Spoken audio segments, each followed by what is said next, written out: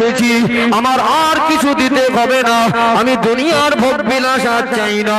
মুসাব ইবনে উমার রাদিয়াল্লাহু আনহুর উপরে কাফেররা জুলুম অত্যাচার শুরু করে দিল। আমার নবী কষ্ট পেয়ে গেলেন। ও বাবা মুসাব, এখন আমার এত দল বলা সৈন্য সংখ্যা আমার নেই, আমরা অল্প সংখ্যক মানুষ। আমার কাছে যে সমস্ত সাহাবীরা ঈমান এনেছেন তাদের উপরে জুলুম অত্যাচার হচ্ছে, আমি রাসূলুল্লাহ আমি আর সহ্য করতে পারছি না, এখানে থাকলে তোমাদের মেরে দেবে। আমার বহু সাহাবাকে শহীদ করে দিয়েছে। ও বাবা মুসাব, মক্কার জমিন ত্যাগ করে কিছুদিন তুমি চলে যাও আবিসিনিয়ায়। আল্লাহ নবী সাহাবাদের উপরে কাফেরদের জুলুম অত্যাচার সহ্য করতে না পেরে নবী আমার 16 জনের মতো সাহাবীকে, 12 জন পুরুষ 4 জন মহিলা, আল্লাহ নবী বললেন চলে যাও আবিসিনিয়ায়। বাদশা নাজ্জাশী হলো তদানীন্তন সময়ের একজন ন্যায়পরায়ণ বাদশা। এই বাদশা তো কখনো মানুষের উপরে অন্যায় ভাবে জুলুম অত্যাচার করে না। মক্কার জমিনে তোমরা যদি থাকো তোমাদের জানে মেরে দেবে, শহীদ করে দেবে, তোমরা আবিসিনিয়ায় হিজরত করো। আল্লাহ নবীর আদেশ পেয়ে এত সম্পদশালী পরিবারের সন্তান হয়ে হযরত মুসাব ইবনে উমাইর রাদিয়াল্লাহু আনহু সর্বস্ব ত্যাগ করে আল্লাহ আর রাসূলের কাছে আত্মসমর্পণ করে দিলেন। আমার রাসূলুল্লাহর কথা মতো তিনি দুনিয়া তার জন্মভূমি ছেড়ে তদানীন্তন সময়ে হিজরত করে আবিসিনিয়ায় চলে গিয়েছিলেন না যান নাই? গিয়েছিলেন না যান নাই? কয়েক বছর ওখানে পার করলেন। কঠিন জুলুম অত্যাচার মুসলমানদের উপর হতে লাগলো। একটা সময় একটা ভুয়ো খবর গেল, মাঝে মাঝে ভুয়ো খবর ছড়িয়ে যায় না, ঘটে এক আর প্রচার হয় আর এক। একটা সময় খবর চলে গেল আবিসিনিয়ায় যে আল্লাহ নবী সাহাবারা খুব সুখ শান্তিতে আছে, মক্কার বহু মানুষ ইসলাম গ্রহণ করেছে, জন্মভূমির একটা টান। আর রাসূলকে না দেখে তাদের মনে কষ্ট হতো, তারা মনে করলো আমরা ফিরে যাব। কোথায়? আমরা আবার আমার রাসূলের কাছে ফিরে যাব। নবী পাককে দেখার জন্য তাদের জানটা হু হু করে জ্বালা করতো, আর কতদিন আমার রাসূলকে ভুলে থাকবো। ফিরে এসে দেখলেন অবস্থা খারাপ, আরো কঠিন পরিস্থিতি। তদানীন্তন সময় নবী মদিনা হিজরত করেননি। মদিনা থেকে মানুষ যখন হজ করতে আসতো, আল্লাহ নবীর কথা শুনে 12 জনের মতো একজন কাফেলা ইসলাম ধর্ম গ্রহণ করেছিলেন। জোরে বলুন সুবহানাল্লাহ।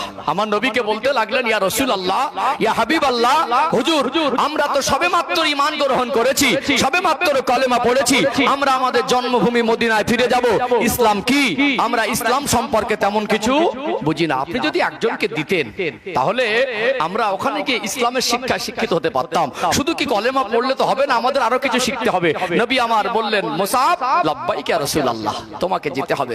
এখানে পরিস্থিতি ভালো না, শত্রু দুশমনে ভরা, আমার সাহাবীদেরকে শহীদ করে দিচ্ছে।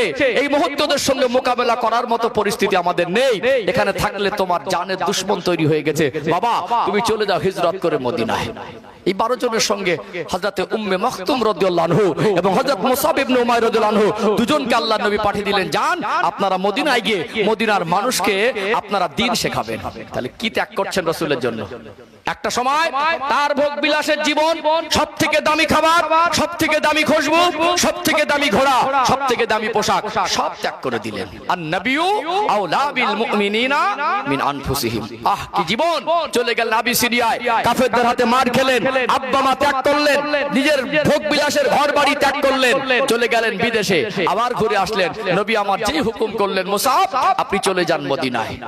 আমার নবীকে এত ভালোবাসতেন, আমার আল্লাহকে এত ভালোবাসতেন হযরত মুসাব ইবনে উমাইর রাদিয়াল্লাহু আনহু আমার নবীর কথা মেনে আমার আল্লাহকে আর রাসূলকে খুশি করার জন্য চলে আসলেন মদিনায়। আমার নবী হযরত মুসাব ইবনে উমাইরকে পাঠিয়েছিলেন। আমার নবীর বয়স তখন হলো 51 বছর। নবী আমার 2 বছর পরে 53 বছর বয়সে আল্লাহ নবী যখন হিজরত করে মদিনা শরীফে গেলেন, হযরত মুসাব ইবনে উমাইর রাদিয়াল্লাহু আনহু এত বেশি দিনের খেদমত করেছিলেন, আমার নবী সাহাবাদেরকে, মদিনার সাহাবীদেরকে এমন ভাবে দিন শিক্ষা দিয়েছিলেন। মুসাব ইবনে উমাইর রাদিয়াল্লাহু আনহু মদিনার অলি গলিতে ঘুরে ঘুরে দিন প্রচার করেছিলেন, দিনের দাওয়াত দিয়েছিলেন।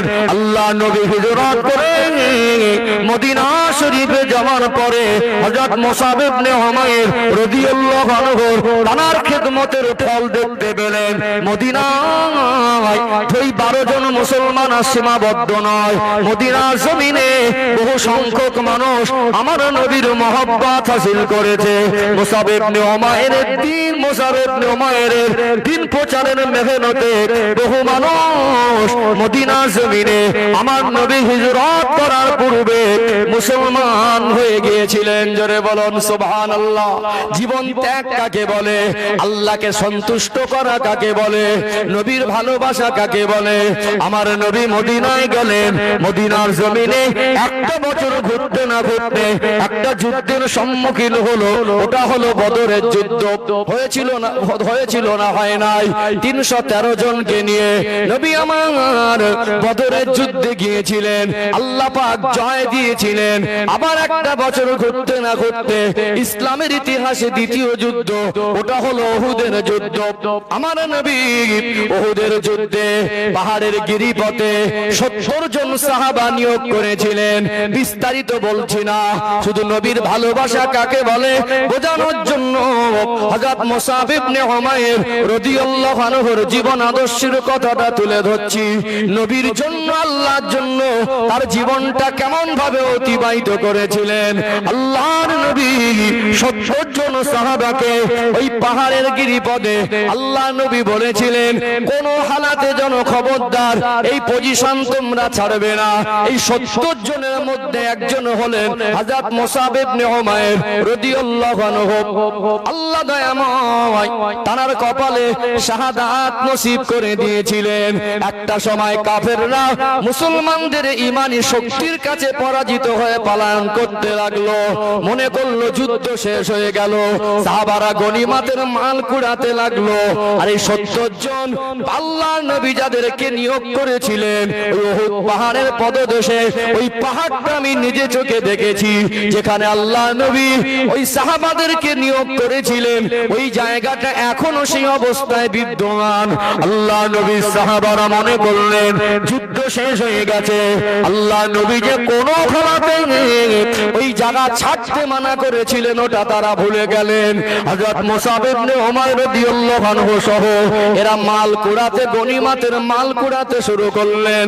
তখন খালিদ বিন ওয়ালিদ রাদিয়াল্লাহু আনহু তিনি ঈমান আনেন নাই, বীর যোদ্ধা ছিল, তখন কাফেরদের অন্তর্ভুক্ত ছিল। অপর দিক থেকে সুযোগ পেয়ে মুসলমানদের উপর অপতর্কিতভাবে হামলা চালিয়ে এত যুদ্ধের পরিস্থিতি ঘুরে গেল। সাহাবাদের উপরে জুলুম অত্যাচার শুরু হয়ে গেল, তীরের বর্ষণ শুরু হয়ে গেল। অল্প কয়েক মিনিটের মধ্যে গোটা উহুদ পাহাড়ের পদদেশটা রণক্ষেত্র তৈরি হয়ে গেল। এক এক করে আমার নবীর সাহাবাদের মধ্যে 70 জন সাহাবা শহীদ হয়ে গেলেন। আমার নবীর দান্দান মোবারক শহীদ হয়ে গেল। আমার নবীর চেহারা মোবারকে, আমার নবীর কপাল মোবারকে লোহার হেলমেটটা ভেঙে ঢুকে গেল। আমার রাসূলুল্লাহ দেখতে পান গোটা উহুদের ময়দানটা রক্তাক্ত। আমার সাহাবারা তারা একটা হালাতে চলে এসেছে, নিজেদের আশ সামলাতে পারছে না। আমার আল্লাহর কাছে আমার নবীর কপাল থেকে রক্ত ঝরে, দান্দান মোবারক শহীদ হয়ে গেল। আল্লাহর কাছে আসমানের দিকে তাকিয়ে আল্লাহকে আল্লাহ বলে ডেকে বলেছিলেন, আল্লাহ আমি আর সহ্য করতে পারছি না। আমার আল্লাহ বলে, হাবিব আমার দোস্ত খবরদার যেন আপনি খবরদার একবার যেন বদ্ধ করে দেন না। আপনার আল্লাহ বলা ওই কষ্টের ডাক আমি আল্লাহ সহ্য করতে পারবো না। আমার নবীর নামে কাফেররা বলে দিল আমার রাসূল শহীদ হয়ে গেছে, আমার রাসূলকে তারা মেরে দিয়েছে। আমার রাসূলুল্লাহ যখন নেই, এই কথাটা সাহাবারা শোনার পরে পাগল দেওয়ানা হয়ে গেল। কার জন্য বেঁচে থাকবো? আসলে নবী আমার শহীদ হয় নাই, আমার নবীকে তারা শহীদ করার টার্গেট নিয়ে তীর বর্ষণ শুরু করেছিলেন।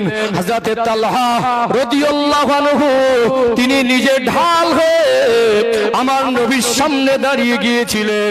তার শরীরে ৭০টা তীরের আঘাত লেগেছিল। আমার নবী শহীদ হয়ে যাবে, আমার নবীর উপরে আঘাত আসবে, এটা সাহাবীরা মেনে নিতে পারে নাই।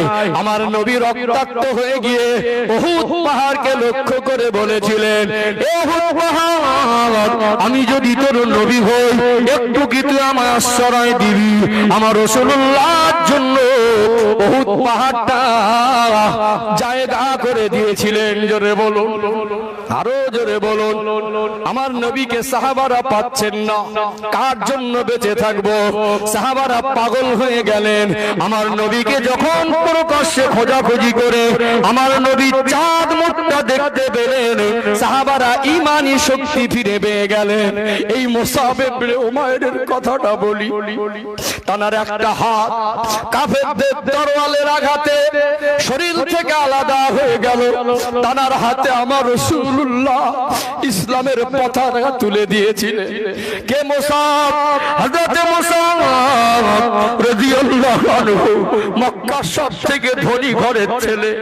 আজকে সর্বস্ব ত্যাগ করে নবীকে, আল্লাহকে ভালোবাসা কাকে বলে? আমার রাসূলুল্লাহ এই ইসলামের পতাকাটা অন্য কারোর হাতে তুলে দিতে পারত, আমি মুসআবের হাতে তুলে দিয়েছে। যে পতাকার ভিতরে কালেমা শরীফটা লেখা আছে, লা ইলাহা ইল্লাল্লাহ মুহাম্মাদুর রাসূলুল্লাহ। আমার রাসূলুল্লাহর নাম মোবারক, আমার আল্লাহর নাম মোবারকটা যদি আজকে উহুদের ময়দানে নিচে পড়ে যায়, সাহাবারা পা দিয়ে লগড়ি করে দেবে। এটা আমি সহ্য করতে পারবো না। একটা হাত কেটে গেল, আর একটা হাতের বাহু দিয়ে চেপে ধরে এমনি করে ইসলামের পতাকা তুলে রাখলেন। আবার কাফেররা আঘাত করলো, আর একটা হাত কেটে গেল।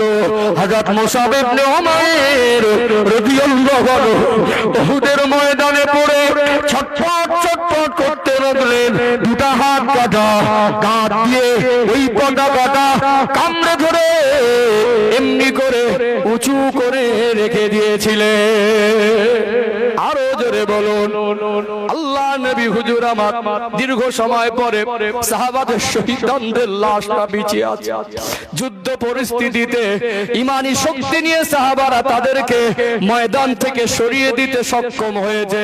ঐতিহাসিকরা বলছেন এই যুদ্ধের জয় আর পরাজয়টা নির্ণয় করা যায়নি। আল্লাহ নবীর একটা কথা সাহাবারা গুরুত্বের সঙ্গে না মানার কারণে, ওই পজিশন ছেড়ে দেওয়ার কারণে শহীদ হয়ে গেল।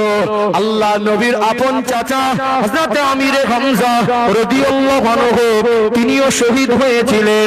তার শরীরে ৭০টা তরোয়ালের আঘাত লেগেছিল।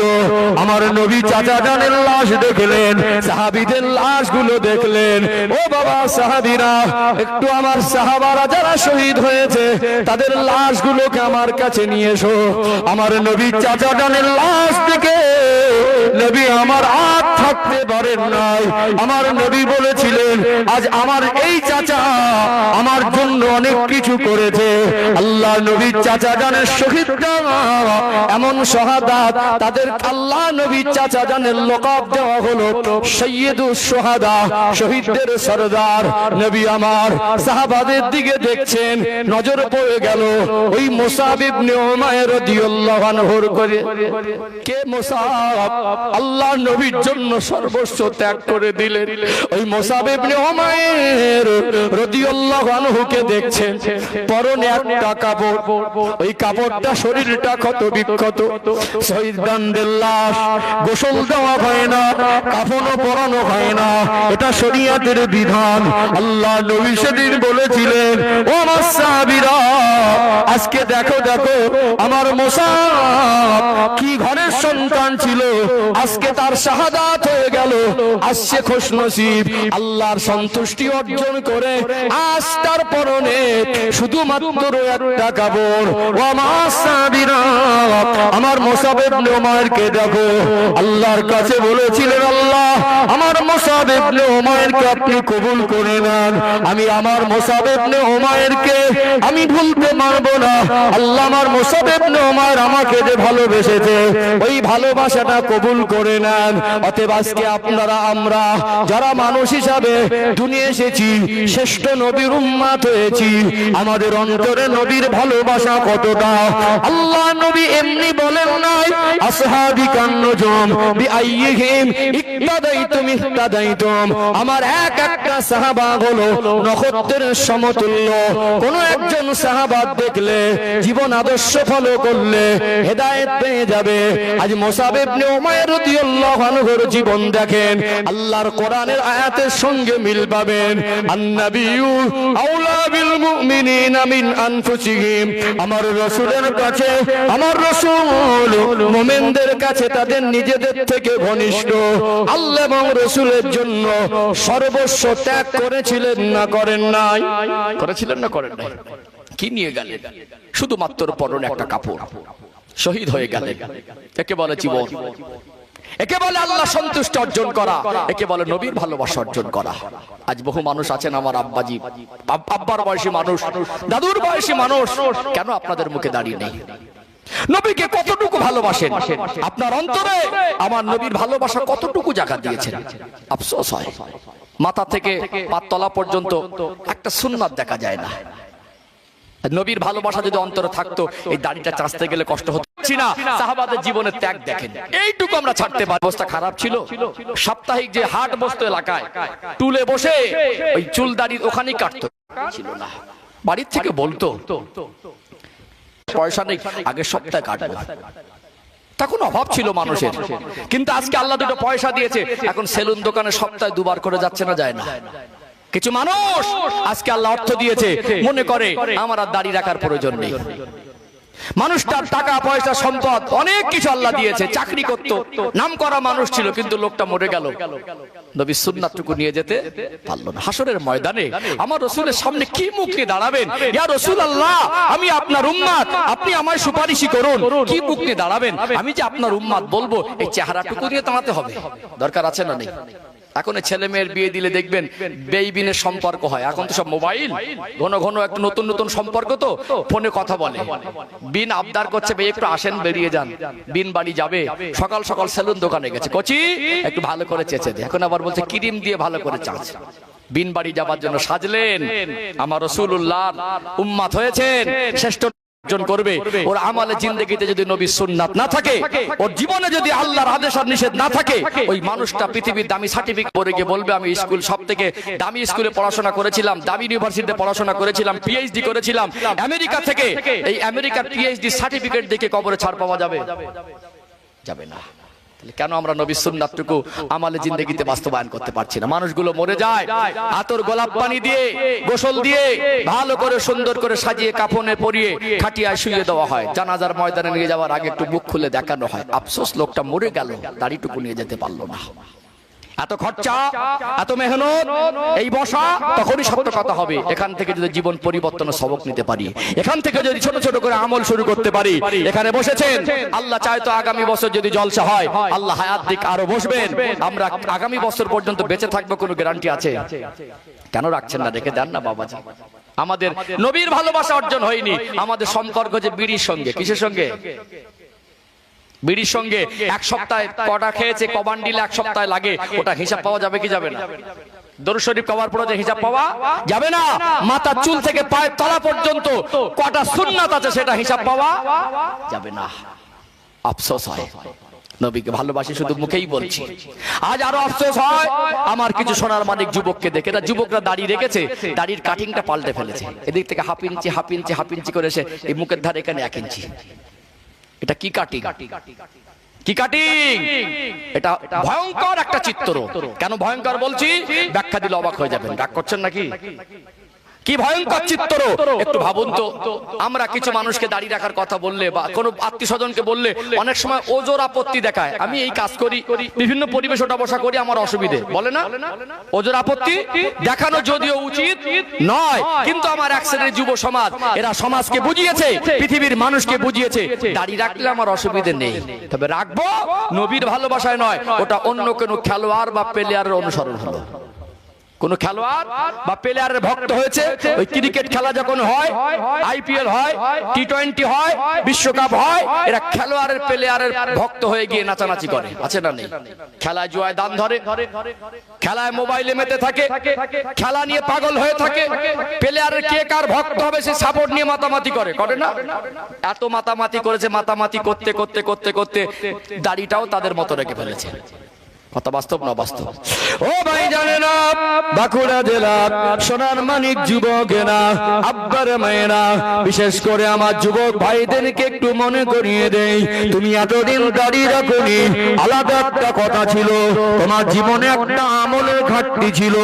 আল্লাহ যদি তোমাকে তৌফিক দেন, তুমি যদি মনে করো আমার রাসূলুল্লাহর মহব্বতে আমি আমার নবীর সুন্নাতটুকু নিয়ে বেঁচে থাকতে চাই, দুনিয়া আমাকে যা ভাবে ভাবো, দুনিয়া আমাকে যা বলে বলো, আমি আমার নবীর ভালোবাসাকে আমি হারাতে চাই না, আমি সুন্নাতটুকু নিয়ে কবরে যেতে চাই। তোমার পরিবর্তন তো সহজ হতো, কিন্তু তুমি নবীর মহব্বতে দাড়িটা না রেখে তোমার ওই কাটিংটা ছাটটা পাল্টে দুনিয়ার কোন খেলোয়াড় বা প্লেয়ারের অনুসরণ করা মনে আমার রাসূলুল্লাহ থেকে ওই মানুষটাকে বেশি প্রাধান্য দেওয়া, নবীর থেকে উম্মতের কাছে, নবীর থেকে নবীর আশিকের কাছে, মুসলমানের কাছে অন্য কোন খেলার প্লেয়ার বা খেলোয়াড় কেউ বড় হতে পারে না। আমার রাসূলুল্লাহ সোনা জবানে বললেন, আমি আর দয়ার নবী জানিয়ে দিলেন, মান তাশাব্বাহা বিকওমিন ফাহুয়া মিনহুম, যে ব্যক্তি যার অনুসরণ করবে, যে ব্যক্তির সঙ্গে যার আমলে মিল থাকবে, আমার আল্লাহ দয়াময় হাসরের ময়দানে তার সঙ্গে তার হাসর করাবে।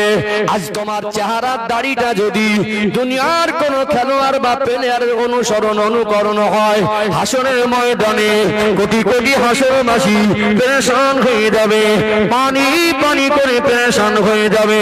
আমার আল্লাহ দয়াময় আমার রাসূলুল্লাহকে হাউজে কাউসার এনায়েত করেছেন, বলুন সুবহানাল্লাহ।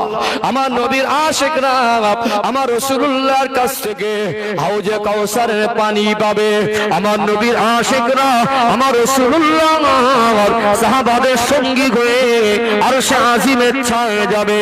তুমি আজকে দুনিয়ায় তোমার ওই দাড়ির আমল দ্বারা আমার নবীকে ছোট করে অন্য কাউকে যদি প্রাধান্য দাও, তোমার হাসরটা আমার রাসূলুল্লাহর উম্মতের কাতারে হবে না, তোমার হাসরটাই খেলোয়াড় বা প্লেয়ারদের দলভুক্ত হয়ে যাবে। ও যুবক ভাইরা, এখানে প্রতিজ্ঞাবদ্ধ হয়ে যাও, হযরত মুসাব ইবনে উমাইর রাদিয়াল্লাহু আনহুর জীবনের ত্যাগ আর তার ভালোবাসা দেখে অন্তরটা নরম করে নাও, মরে যাব আমার রাসূলুল্লাহর মহব্বত নিয়ে মরবো, বলুন সুবহানাল্লাহ। দরকার আছে না নেই? আছে না? এখন আমার যুবক ভাইদেরকে বলি, জীবন পরিবর্তন করো। এই যুবক বয়সে সাহাবারা কিভাবে জীবন কুরবান করেছে ইসলামের জন্য, তারা কত খেদমত করেছে।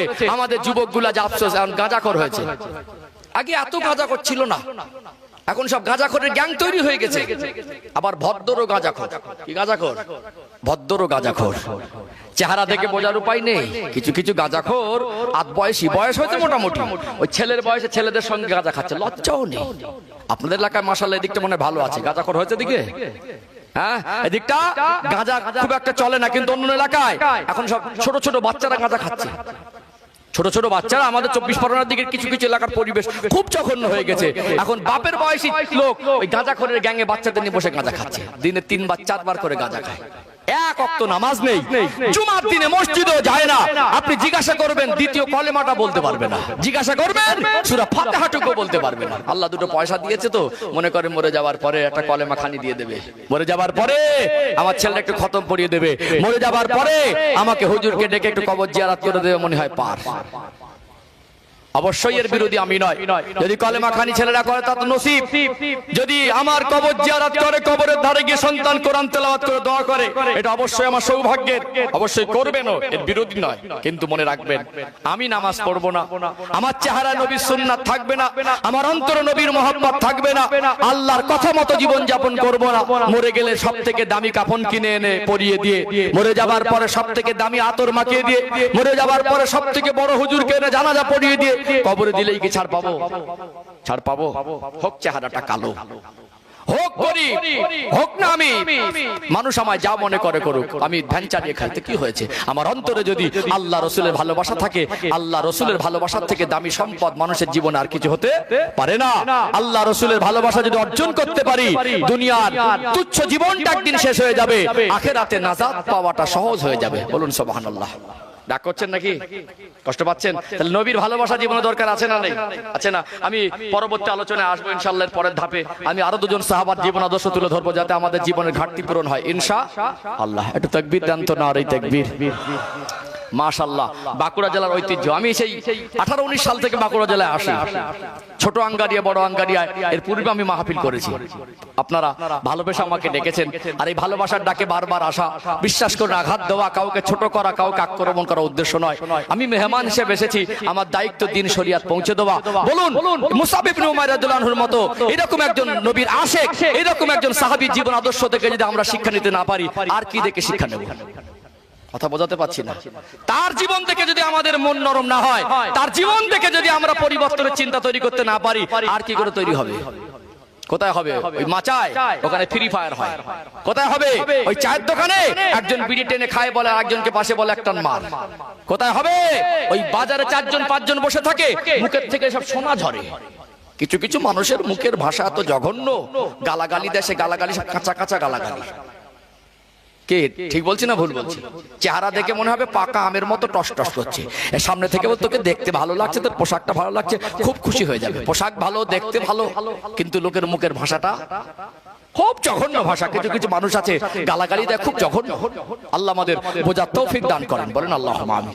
তাহলে ওই সব জায়গায় গেলে কি মন নরম হবে? আসতে হবে, বসতে হবে, এখানে বসে মন নরম করতে হবে। সাহাবাদের জীবন আদর্শ, নবী বলেছেন আমার সাহাবাদের জীবন দেখো, তাদের ত্যাগ দেখো, তাদের কুরবানি দেখো, আমি আমার আল্লাহ আর আমি রাসূলের প্রতি তাদের ভালোবাসা দেখো, তোমরা অবাক হয়ে যাবে। জীবন পরিবর্তন করে বলে পৃথিবীর মানুষকে দেখিয়ে দিয়ে গেলেন। বলুন না সুবহানাল্লাহ। আমরা তাদের মতো হতে পারবো না, তাদের দেখিয়ে দেবো নকশা কদমে যদি চলতে পারি, আমাদের জীবনটাও আল্লাহর প্রিয় হয়ে যাবে। বলেন ইনশাআল্লাহ, বলেন ইনশাআল্লাহ। যারা আব্বার বয়সী মানুষ আছেন, পৃথিবী যাই বলে বলুক, আমার যা আসে না, সব সহ্য করব, নবী সুন্নাত ছেড়ে দেব না। টুটকারি করুক, মনে ইতমিনান হবে, মনের মধ্যে শান্তি আসবে যে আমার রাসূলের ভালোবাসা আমি শুনছি। কথা ঠিক না বেঠিক? সাহাবাদের মেরেছে, সাহাবাদেরকে খেজুর পাতা চাটায়ে জড়িয়ে আগুন ধরিয়ে দিতে যাচ্ছে। নবীকে যদি ভুলে যাস তাহলে বেঁচে যাবি না, তাই খেজুর পাতা জড়িয়ে তোকে এইভাবে পেট্রোল ঢেলে দিয়েছি, জ্বালিয়ে দেবো। বলছে যদি মরণটা যদি নবীর মহব্বতেই হয় আর রাসূলুল্লাহর জন্য যদি আমাকে জ্বালিয়ে দিস, এর থেকে বড় সৌভাগ্য আর কিছু হতে পারে না। মানুষ আমায় টিটকারি করবে, মানুষ আমার দিকে দেখে বলবে দাঁড়িয়ে রেখেছে, মানুষ আমাকে চাচা মনে করবে, মনের জন্য এটা দুঃখের নয়, কষ্টের নয়, আনন্দের। আজকে আমার রাসূলুল্লাহর ভালোবাসা, এটা আমি শুনছি। কথা ঠিক না বেঠিক? যুবক ভাইরা, কোনদিন একজন শ্রেষ্ঠ নবীর উম্মত তার অন্তরে নবীর থেকে কোন খেলোয়াড় বেশি প্রাধান্য পেতে পারে না। আন-নাবিয়্যু আওলা বিল মুমিনিনা মিন আনফুসিহিম। আল্লাহ বলছেন মুমিনদের কাছে আমার নবী তাদের নিজেদের থেকে ঘনিষ্ঠ। মুসাব ইবনে উমাইর হুজুরের যা ছিল সর্বস্ব ত্যাগ করে নবীকে আপন মনে করেছিলেন না করেন নাই? মনে করেছিলেন না? আমরা একটু তাদের মতো পরিবর্তন হওয়ার চেষ্টা করি। আরেকবার একটু তাকবীর দেন তো, নারে তাকবীর। মাশাআল্লাহ। একটু মাঝে মাঝে বলি, খুব জোরে যদি আওয়াজ নাও হয়, আওয়াজটা ভক্তির সঙ্গে হোক। একটা ভক্তি ভালোবাসা দিয়ে ডাকা আল্লাহকে, মন থেকে ভক্তির সঙ্গে ভালোবাসা দিয়ে মায়া মহব্বত দিয়ে আল্লাহকে ডাকা। এই জবান থেকে কত গালাগালি দিয়েছি, জবানে কত মিথ্যা বলেছি, জবানে কত অনার্থক কথা বলেছি, সারা দিনে জবান থেকে কত শব্দ বের করি। এই জবান থেকে মাঝে মাঝে একটু আল্লাহকে ডাকা, এটা দরকার আছে না নেই? একটু প্রাণ ভরে সবাই মিলে ডাকেন তো নারে তাকবীর। আর একটু প্রাণ ভরে নারে তাকবীর। সিলসিলায়ে হক মুজাদ্দিদুজ জামান আহলে সুন্নাত ওয়াল জামাআত বড় আঙ্গারিয়া গ্রামবাসী বিন্দু, নারে তাকবীর। চলুন একটু দরুদ শরীফ পড়ে নে। দরুদ শরীফ না পড়লে মজলিসের হক আদায় হয় না। দরুদ শরীফ না পড়লে আল্লাহর রহমত বর্ষণও হয় না। সেই নবীর শানে একদম প্রাথমিক ভাবে যেরকম আগে মনে মনে পড়ছিলেন, মনে মনে নয়, একটু ভক্তির সঙ্গে, খুব জোরে না হলে যেন একটু আওয়াজ হয়। আওয়াজে সবাই মিলে একসঙ্গে মহব্বতে দরুদ শরীফ। আল্লাহুম্মা সাল্লি আলা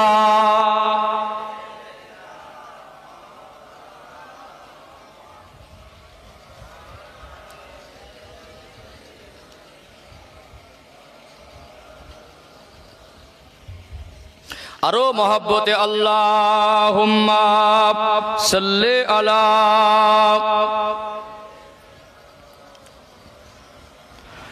ওয়া আলা আলি সাইয়্যিদিনা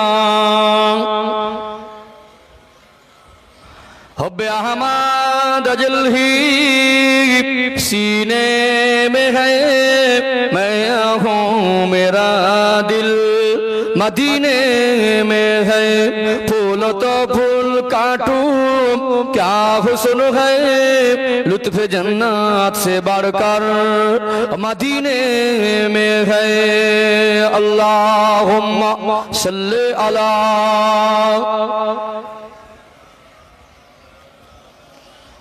وعلى آل سيدنا इन हवाओं से कह दो ना इधर, मुझको खुशबू की कोई जरूरत नहीं, जिनके खुशबू से महका सारा जहां, खुशबू नबी के पसीने में है। अल्लाहुम्मा सल्ली अला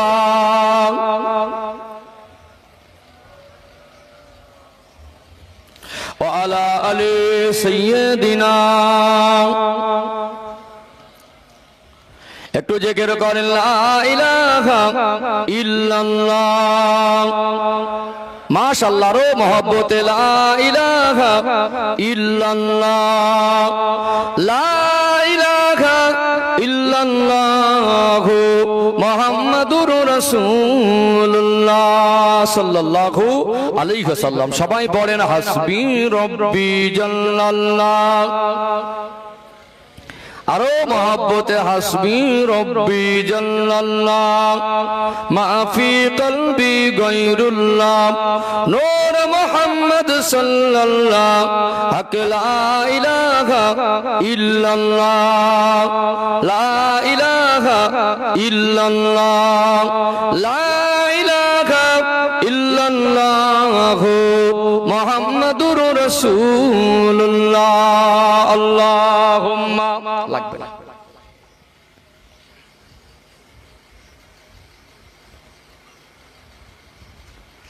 وعلى آل سيدنا আলোচনা বুঝতে পারছেন? কষ্ট হচ্ছে নাকি? জাস্ট একটুখানি আমি সাহাবাদের কথা বলছি, এই সাহাবাদের জীবন আর আমাদের জীবন একটু মেলাবে, বালিশে মাথা দিয়ে একটু মেলাবে। এই যে ঘুমাচ্ছি, কাল যে সকালটা হবে এই গ্যারান্টিটুকু আছে? কাল যে সকালটা দেখবো এই গ্যারান্টিটুকু নেই। দুনিয়া আমরা কেউ ধনী আর কেউ গরিব আর কেউ মধ্যবিত্ত। টাকা পয়সা সম্পদটা আসল জীবন নয়। আল্লাহ পাক যদি চলার মতো চালিয়ে দেয়, অতিরিক্ত দরকার নেই, যদি চালিয়ে দেয় আলহামদুলিল্লাহ। কথা ঠিক না বেঠিক? যদি আল্লাহ কষ্টে রাখেন, এটাও মনে করতে হবে আল্লাহর পরীক্ষা। কারণ আল্লাহ রহমতের খাজানায় মালের কম নেই। দুনিয়া এত বড় বড় কাফের মুশরিক আছে, তারা জীবনে আল্লাহকে আল্লাহ বলে ডাকে না। আল্লাহ তাদের কোটি কোটি টাকা দিয়েছে না দেয়নি? আল্লাহ যদি মনে করতেন, আল্লাহ আমাকে আপনাকে সবাইকে কোটিপতি করে দিতে পারতেন। গরিবী হালাতে থাকা মনে এটা আল্লাহ পরীক্ষা নিচ্ছেন, এটা আল্লাহর পরীক্ষা। দেখি আমার বান্দা গরিবী জীবনে থেকে কতটুকু আমি আল্লাহর হুকুম মেনে চলতে পারে। আমার রাসূলুল্লাহ তিনি যদি চাইতেন দুনিয়ার বাদশাহী করব, তাহলে আমার নবী দুনিয়ার বাদশাহী করতে পারতেন না? কি গো, পারতেন না? বাদশাহী করতে পারতেন। তিনি তো গরিবী জীবনটা নিজের থেকেই বেছে নিয়েছিলেন। আমার নবী যদি গরিবী জীবনে অতিবাহিত করে, এতে আমার আপনার দুঃখের কিছু নেই। আছে কি? আবার কিছু মানুষ ধনী আছে, ধনী হলে অসুবিধা নেই, অর্থটাও আল্লাহ তার জন্য পরীক্ষার। মাল বেশি হলে হিসাব, একটু বলেন, মাল বেশি হলে হিসাব বেশি হবে। অভাব যেমন পরীক্ষার, আর অর্থ তেমনি পরীক্ষার। আল্লাহ প্রত্যেকটা মানুষকে জিজ্ঞেস করবেন কোন রাস্তায় বান্দা আয় করেছিল আর কোন রাস্তায় ব্যয় করেছিল। এই জন্য আমার নবী তিনি গরিবী জীবন বেছে নিয়েছিলেন, কিন্তু আমার রাসূল তিনি দুনিয়ার ভোগ বিলাসটা পছন্দ করেননি। কিন্তু তার দুটো জামাইকে দেখবেন, একজন হলেন শেরে খোদা হযরত আলী রাদিয়াল্লাহু আনহু, অপরজন হলেন উসমান গনি রাদিয়াল্লাহু আনহু। একজন যেমন গরিব আর একজন তেমনি ধনী, একজন যেমন গরিব আর একজন তেমনি ধনী। অর্থ সম্পদ খারাপ নয়, যদি তাকে ভালো কাজে ব্যবহার করা যায়। অর্থ ব্যয়ের বিনিময়ে আল্লাহকে রসুলকে সন্তুষ্ট করা যায়, যায় কি যায় না? যায় না? অতএব যাদের অর্থ বেশি তাদের দায়িত্ব বেশি। আমার বাড়ির পাশের মানুষ কোটিপতি হবে, আমি হিংসা করব না। কারণ আমার বাড়ির পাশের একটা বেওয়া মা, তার স্বামী নেই, একটা মেয়ে, তার বিবাহের জন্য পয়সা দরকার, আমি তাকে 2000 টাকা দেওয়ার ক্ষমতা রাখিনি। আমার বাড়ির পাশে একটা মানুষ যদি কঠিন হয়ে যাচ্ছে, ইসলামের মতো জীবন ব্যবস্থা, এত সহজ আর শান্তির জীবন ব্যবস্থা পৃথিবীতে কোথাও খুঁজে পাওয়া যাবে না। যাবে কি? চলো একটু সংক্ষিপ্ত আকারে তুলে ধরি, একটু ক্লিয়ার হবে ইনশাআল্লাহ। টাইম তো হয়ে আসছে, কষ্ট হচ্ছে নাকি? হ্যাঁ, ইনশাআল্লাহ ধাপে ধাপে একটু আগে বাড়ি, আরো কিছু বুঝে আসবে ইনশাআল্লাহ। ও ভাই জানেরা, সোনার মানিক, সাহাবাদের মধ্যে 10 জন সাহাবা এমন ছিলেন, এই 10 জন সাহাবাকে আল্লাহ দয়াময় বেঁচে থাকা অবস্থায় তাদেরকে জান্নাতের সার্টিফিকেট দিয়েছিলেন। এদেরকে আশরায়ে মুবাশশারা বলা হয়। এই 10 জন জান্নাতের সার্টিফিকেট প্রাপ্ত সাহাবীদের মধ্যে 2 জন সাহাবী ছিলেন অধিক ধনী। একজন হলেন আল্লাহ নবীর জামাতা জিন্নুরাইন হযরত উসমান গনি রাদিয়াল্লাহু আনহু, অপরজন হলেন হযরত আব্দুর রহমান ইবনে আউফ রাদিয়াল্লাহু আনহু। নাম শুনেছেন? এই 10 জন সাহাবাদের মধ্যে হযরত আব্দুর রহমান ইবনে আউফ হুজুরের নাম আছে না নেই? নাম আছে না নেই? তিনি এত অর্থ সম্পদের মালিক ছিলেন। উসমান রাদিয়াল্লাহু আনহু তিনিও অর্থ সম্পদের মালিক ছিলেন, কিন্তু তারা অর্থ সম্পদের মালিক হয়ে তাদের সম্পদ অর্থ আল্লাহ রাসূল ভোলা করে দিতে পারে নাই। আজ তাদের সঙ্গে আমাদের পার্থক্য হয়ে গেছে। আজ এক শ্রেণীর ধনী মানুষ মনে করে জলসা দেওয়া আমার কাজ না, জলসায় বসা আমার কাজ না। এমনও বহু মানুষ আছে গ্রামে 10 বার জলসা হচ্ছে 10 বছরে, একবারও 10 মিনিটের জন্য মজলিসে আসে না। এরকম মানুষ আছে না নেই? এমনও ধনী মানুষকে দেখবেন পয়সা হয়ে গিয়েছে, জুমার নামাজও পড়তে আসে না, আছে না নেই? এমনও মানুষ আছে দেখবেন আল্লাহ অর্থ দিয়েছে, সুখ শান্তিতে জীবন অতিবাহিত করছে। আজকে তাদের পরিবারের মেয়েদের মায়েদের ভিতরে পোশাকের সভ্যতা শালীনতা হারিয়ে গিয়েছে, অসভ্যতামে ঢুকে গিয়েছে। তারা পর্দার কোনো প্রয়োজন মনে করে না। আজকে আমাদের সমাজে বেশিরভাগ মানুষ পয়সা পাওয়ার পরে আল্লাহ আর রসুলকে একটু বেশি ভুলে গেছে না যায় নাই? গেছে না যায় না? সব ধনীকে বলছি না, কিছু কিছু ধনী মানুষ দেখবেন আগে পয়সা ছিল একটু নরম ছিল, এখন একটু পয়সা হয়ে গেছে না একটু গরম বেশি হয়ে গেছে। কথা ঠিক বললাম না ভুল বললাম? আগে তাদের বাড়ির মেয়েদের মায়েদের মেজাজ একটু নরম ছিল, এখন পয়সা হয়ে গেছে, পয়সার গরমে বাপের গরমে মেয়েরও গরম, স্বামীর গরমে স্ত্রীরও গরম। আমার যা মন চাই তাই করবো, যা মন চাই তাই করবো, বেশি কথা বলবি না। মুখে না বললে এটা ভাবে বোঝায়। কথা ঠিক না বেঠিক? বহু মানুষ আছে আল্লাহ এত অর্থ সম্পদ দিয়েছে, জুমার দিনও মসজিদে আসার প্রয়োজন মনে করে না। রাগ করছেন নাকি? জুমার দিনও মসজিদে আসার প্রয়োজন মনে করে না। বাড়ি আসলো, এসে বললো যে জুমার রক্ত, স্ত্রী বললো নামাজ পড়তে যাও, তা বললো আমার শরীরটা ভালো না। কি বলছে? শরীরটা জুমার দিন বলছে শরীরটা ভালো না, মসজিদে নামাজ চলছে, গোসল করে এসে বলছে ভাত দাও। প্লেটে যে ভাত থাকে না, ওই ভাতটা খেয়ে ফুরিয়ে গেলে আবার একবার ভাত না, আপনাদের দিকে কি বলে? একবার প্লেটের ভাত শেষ করে নিয়ে আরেকবার ভাত নেয় না, কি বলে? বাড়তি ভাত নাকি কি বলে? কি বলে বলে? একবার ছাড়া দুবার নিলে কি বলে? বাড়তি ভাত আরেকবার দাও। তো যা ভাত দিয়েছিল, স্ত্রী বলছিল শুক্রবার নামাজ পড়তে যাও, বলছে শরীরটা ভালো না, মসজিদে নামাজ হচ্ছে, খুতবা হচ্ছে, এইবারে গোসল করেছে, বললো ভাত দাও। শরীর একটু আগে বলছিল শরীরটা ভালো না, ভাত দাও। ভাত দিল, ভাত দেওয়ার পরে যা ছিল খেয়ে নিয়ে বলছে আরেকটু দাও, তরকারিটা খুব ভালো হয়েছে। ফের একবার ভাত নিয়ে খেলো। খাওয়ার পরে একবারও আলহামদুলিল্লাহ বলিনি, খাওয়ার আগে বিসমিল্লাহ বলিনি, জুমার দিন নামাজ পড়তেও যাইনি। যে নামাজ পড়ার কথা, তখন ওর শরীরটা ভালো না। খাওয়ার সময় যে দুবার নিলে, কে আগে বিড়ি খেত, এখন পয়সা হয়ে গেছে সিগারেট খায়, কে? তাহলে পয়সা হয় আল্লাহ রাসূল বলা হয়নি? এখন দেখবেন আমাদের ছেলে মেয়েরা আপডেট, এখন সব কথার সঙ্গে বাংলা ইংরেজি শব্দ পাইল করে বলছে না, বলে না? বাংলা ইংরেজির একটা মিক্সার হয়ে মিক্স হয়ে গেছে, বাংলার ইংরেজি। আমাদের আবার ইয়াং যুবক যুবতীদের ভাষা আবার আলাদা। কি এরা মোবাইলে যে চ্যাট করে, লেখালেখিতে মেসেজে যে কথাবার্তা বলে, এই চ্যাটের ভাষা আলাদা। আমি হুজুর আর আপনি বুঝতে, আগেকার এমএ ভাষাটা বুঝতে পারবে না। মাঝে মাঝে আমি তো মেসেজ দেখে বলি, একটু বুঝতে সময় লাগে, লাইন ধরে বুঝতে হয়। এখন আমাদের ছেলে মেয়েরা বাংলা ইংরেজি পাইল করে লিখছে আর বলছে না, বলে না? হ্যাঁ, এখন দেখছি আমাদের সমাজের কিছু মানুষের পয়সা হয়ে যাবার কারণে এদের ভিতরে একটা পরিবর্তন দেখছি। আগে বাংলা হাড়িয়া খেত, এখন আবার ইংলিশ খাচ্ছে। বোঝা যায়নি মনে হয়? আগে বাংলা ইংরেজি খেত, বাংলা আর হাড়িয়া খেত, এখন কি খাচ্ছে? কথা ইংলিশ, লেখা ইংলিশ, আর খাদ্যে কেন বাদ থাকে ওটাও হয়ে যাক। আফসোস, আফসোস আমাদের জন্য। ও ভাই জানেরা, বাঁকুড়া জেলা সোনার মানিক যুবকেরা, আব্বার মায়েরা, আল্লাহ যাদের অভাব দিয়েছে একটু সবর করে নেন। আমার আল্লাহ দয়াময়, দুটো জগতে কষ্ট দেবেন না। অভাবে পড়ে বন্ধনের ব্যাংক খুঁজতে যাবেন না, অভাবে পড়ে কারোর মাল আত্মসাৎ করতে যাবেন না। দুনিয়ার টাকা পয়সা সম্পদের লোভ লালসায় লটারির দোকানে লাইন দিতে যাবেন না। নামাজি হয়ে যান।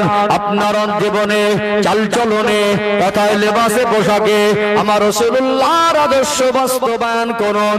দুনিয়ার মানুষ যদি আপনাকে গরিব ভাবে, দুনিয়ার মানুষ বলুক আপনাকে গরিব, ধ্যান চালিয়েও যদি অর্থ উপার্জন করেন, এসি রুমে যারা ঘুষ খায়, ওই ঘুষখোরের থেকে ধ্যান চালকের মূল্য কবরের হাসরে আল্লাহর দরবারে অনেক বেশি। বলুন সুবহানাল্লাহ।